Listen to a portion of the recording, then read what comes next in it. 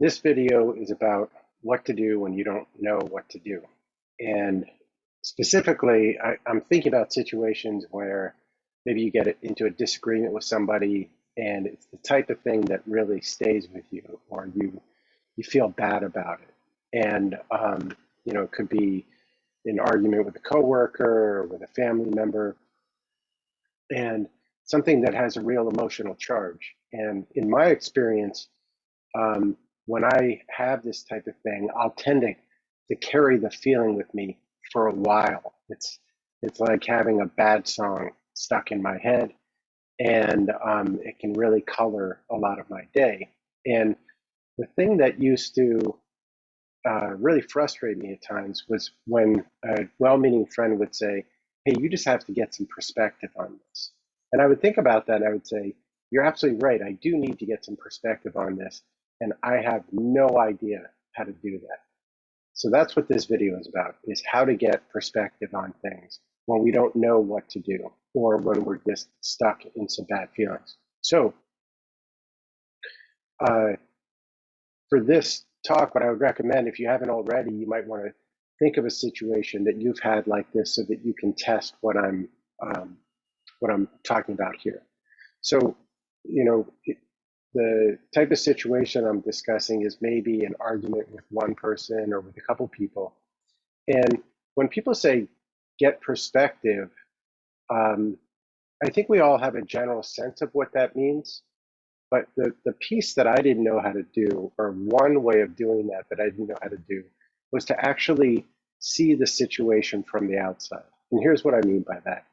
Um, if you were to imagine that you were able to step outside of your body for a moment and observe this interaction between you and this other person or group of people, and see it from the outside as if you're watching TV or watching a movie, and and just seeing it with a sense of objectivity, maybe seeing it as if you were watching a drama unfold and that you were very curious about each of the people and what they were up to and what challenges they were facing.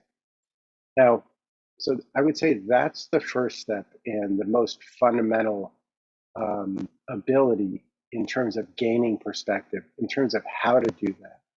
It's this idea of how can you see yourself from the outside? Now, I mentioned you can imagine, and this is an imagination, right? We can't really see ourselves from the outside unless we can, and I'll talk about that in a second.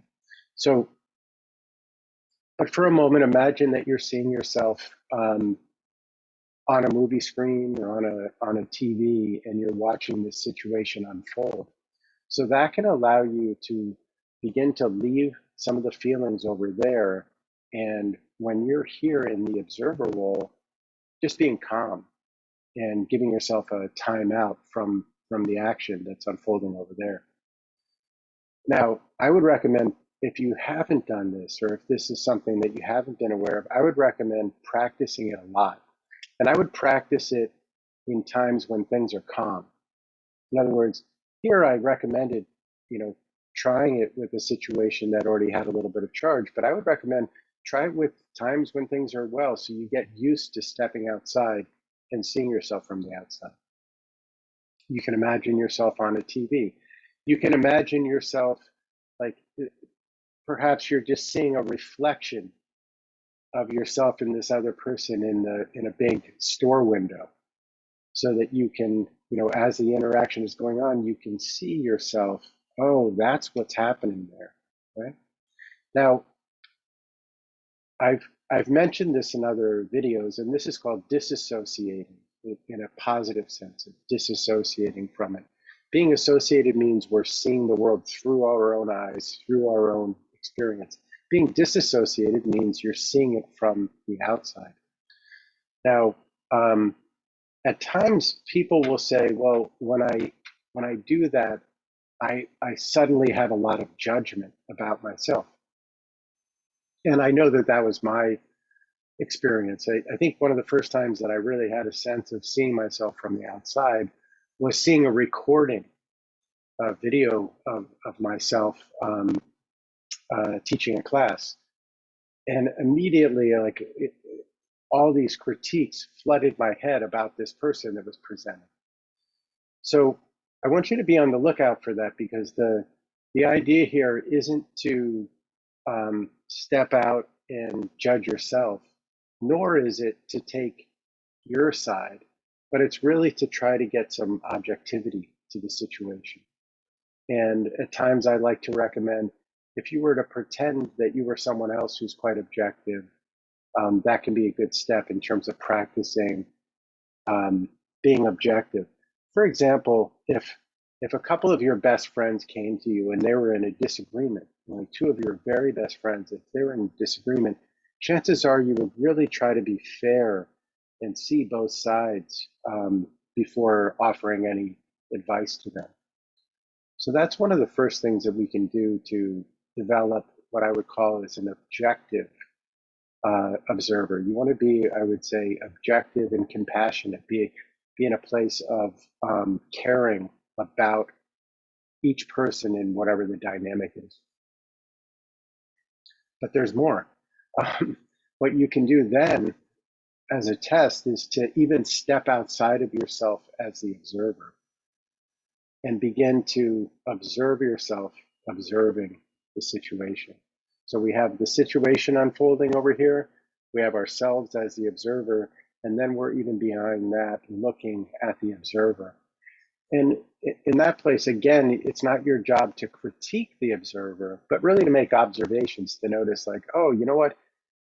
He or she is still taking sides, and or they still have a lot of tension in their body, a lot of concern about this situation.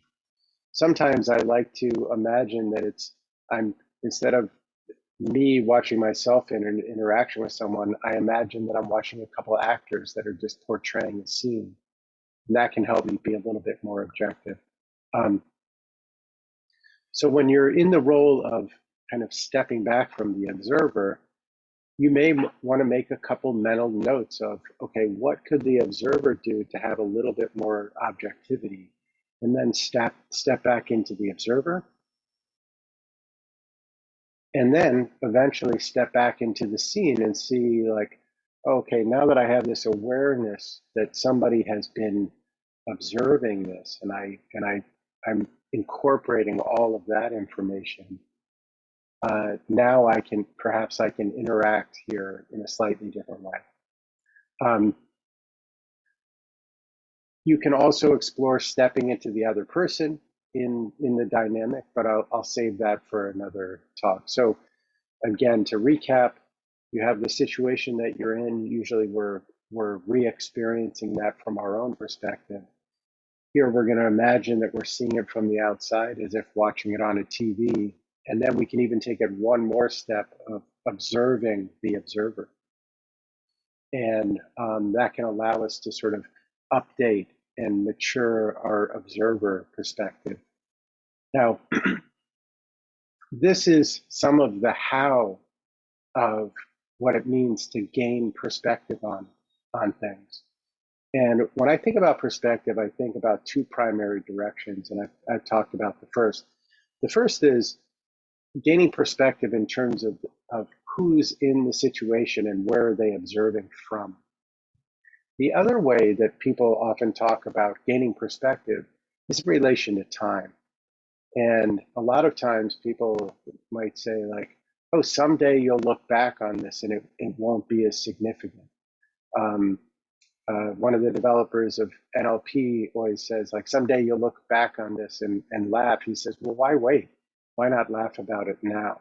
So that's another thing you can do to gain perspective, is you can just imagine that it's, say, 6 months from now, a year from now, even 5 years from now, and that you're looking back and you're remembering like, oh yeah, I had that interaction with that person, and wasn't that crazy? And maybe from the perspective of time, you'll see it quite differently. You can also step way in the past and say, wow, isn't that interesting? Like this type of situation unfolds in my future. So those are a number of ways that you can begin to practice gaining perspective. And I hope you find that rich. I recommend practicing in as many situations as possible so that when the heat is on, you've already taught your brain how to maneuver in those ways.